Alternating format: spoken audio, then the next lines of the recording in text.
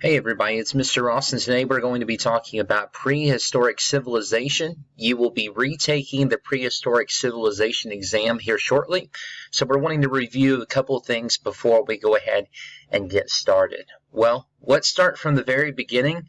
Let's begin with a concept that historians know as the supercontinent Pangaea. We remember in class that Pangaea was a supercontinent that existed, according to historic reports, millions of years ago, where all continents were shoved into one massive supercontinent. They separated due to a process called continental drift, which is the movement of the tectonic plates all across the Earth. We know that humans move from place to place, but we want to know originally where humans came from first and foremost, because we know that the environment changes and we know that the world changes around us each and every day. But we as humans, we continuously move and make changes based upon a changing world. So we begin in Northeast Africa because we know that humans originally started from this area due to the evidence of finding human fossils in this area. Now, as we studied in class, we know that humans did not stay in Northeast Africa, obviously, because we're living in the United States now, of course, in a totally different continent. So we studied the concept of migration in class. Migration being to move from one country, place, or locality to another. So, just to briefly recap, Pangaea was a supercontinent. It began to separate due to continental drift. And while continental drift was occurring, humans came into existence, originating from Northeast Africa, and began to migrate. Now, we asked the question as we begin to study migration, where did humans go and why did they leave? As you see in the picture, you can begin to see that humans originally, once again, originated from Northeast Africa and began to move all across the world. At one point, Alaska was a land bridge where individuals would eventually migrate from Asia over into North America and eventually down into South America. Why did these people leave? Well, as we studied in class, we know that humans began to move because of things like the need for food and water, less competition from their neighbors, the idea of curiosity and wondering what is outside of the world that they know, climate change, natural disasters like drought, and even famine, which we learned drought was a lack of water, such as rainwater, and of course famine being a shortage of food. Now, as people began to move, some of them eventually settled in certain areas, while others continued to move, such as nomads. Nomads are people who have no fixed residence, but move from place to place, usually seasonally.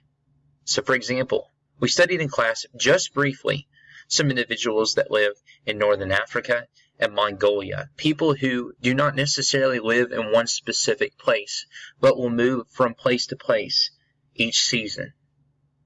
Now, we've talked about humans moving from place to place, but what about the behavior of individuals as they were moving across? How did humans change over time themselves? Well, that's where we start with the concept of hunter-gatherers, where food is obtained by hunting, fishing, and foraging.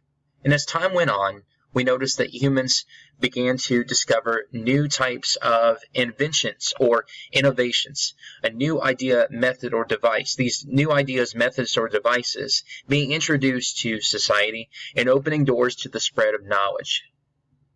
This led to a growing number of new types of technology, the practical application of knowledge, especially in a particular area. So for example, as we notice how cell phones or televisions are changing each and every day, we know that we don't use the same cell phones or rather types of cell phones that we would use back in 2008 or 9. Some of the cell phones that we used to use back in 2006, 7, 8, or 9, they were huge compared to what we used and didn't have the amount of storage space as what we have today. It's the same with the story of humanity, how individuals changed piece by piece and step by step over time.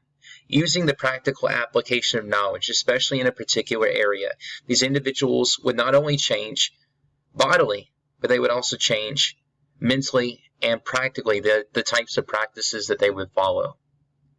Since we know that the world has changed, and since we know that human beings have changed, we are now going to study the course of time and try to connect some of the dots between how the world is changing and how humans have changed. And we will start with what is called the Paleolithic Age, which translated from Greek means old stone.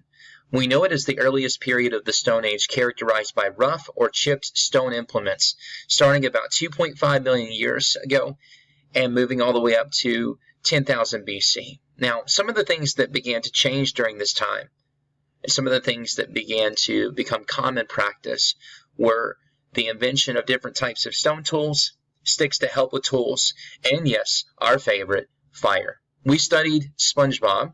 We watched a video of SpongeBob, and we noticed how SpongeBob, Patrick, and Squidward began to change as the episode went on. They were all jealous for the fire. They would chase it around. They used different types of tools, and they were definitely using different types of technology than we would use today. So it's amazing to see the amount of changes that humans have experienced over time. We'll now move on to what was called the Mesolithic Age, or Middle Stone in Greek. At this time, we began to see innovations like sharpened edges, hooks, megaliths, the beginning of religion, farming, as well as cave art.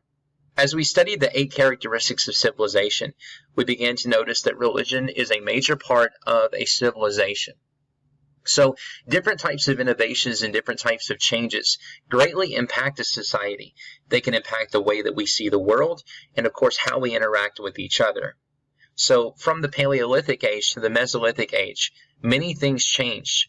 Humans, their technology, and the world around them.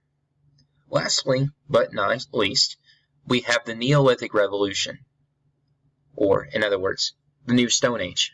This is the beginning of modern civilization. Things began to change even more. Those stone tools that we were using, we began to polish those and define those. We also see animals domesticated, or in other words, trained. Animals, such as horses, dogs, cats, used to be what we call feral, or wild, and we began to, of course, capture these animals and train them to obey us, to work for us, and of course, eventually become companions to us. Farming became essential. We began to build walls around cities, began to create pottery, establish central governments, just like the 8 characteristics of civilization, and of course, societal projects that all members of society began to contribute to. As we studied previously, we know that time had changed. We know that humans have changed. But what were some of the specific things that humans experienced during these time periods? And of course, you can always rewind this video and go back and forth as you so choose. But let's begin with Neanderthals. Begin to study those. A lot of material, but my hope is, as we move forward, you'll be able to retain this, be able to apply this to future classes as well. Neanderthals. We now know that they are extinct, of course. They lived between 100,000 to 30,000 years ago, and they had large brains but very limited intelligence. Heavy bones over the eyes, low foreheads, strong bodies, and jaws. We watched a video over Neanderthals in class and noticed how Neanderthals would communicate with each other much more similar to the individuals that we have in the world today, but at the same time, very different. Because as we can see, not only has communication between Neanderthals, or in other words, humans, changed, but we also see changes bodily, such as the brain and the shape of the skull of a modern man compared to a Neanderthal. And as the brain changed and as humans changed, we began to see innovations, as we previously mentioned. Neanderthals, of course, they would care for the sick, they would bury the dead, they would, of course, play music and have weapons and tools. And as we know now, with what is a more recent version of man, or the second most recent version of man, Cro-Magnons, we begin to see even more changes in those human beings, such as high arched foreheads, well-defined chins, small eyebrow ridges, of course changes with the skulls, as well as the establishment, or rather the creation of cave art, camouflage whenever individuals were hunting, so you could see a change in the brain. They hunted in groups, they specialized different tools that they had, and of course the creation of jewelry. There you go, ladies. So, in comparison to a Neanderthal, a human today is much different. We look at a Neanderthal as compared to a Cro-Magnon, as compared to a modern man. Notice that I said a Cro-Magnon is the second most recent individual compared to a modern man, because Neanderthals, of course, were very short in comparison to the modern man, and you can see a small bit of size change between the Cro-Magnon man and the modern man. However, we do notice that a lot of these bodily features are generally the same, especially with the arms and, of course, the legs and some facial features. I hope this has been beneficial to you. I hope it's helped you understand just a little bit of what we are talking about in class, and continue to go back and forth in this video. If you have any questions or concerns, of course, I'm always a phone call away, or of course you can stop by my classroom and we can, of course, study this even further. So, your friend Mr. Ross signing off. You enjoy the rest of your day. Study this pretty well. Make sure that you understand this content before you take the exam, and good luck. Best to you. Thanks, Mr. Ross.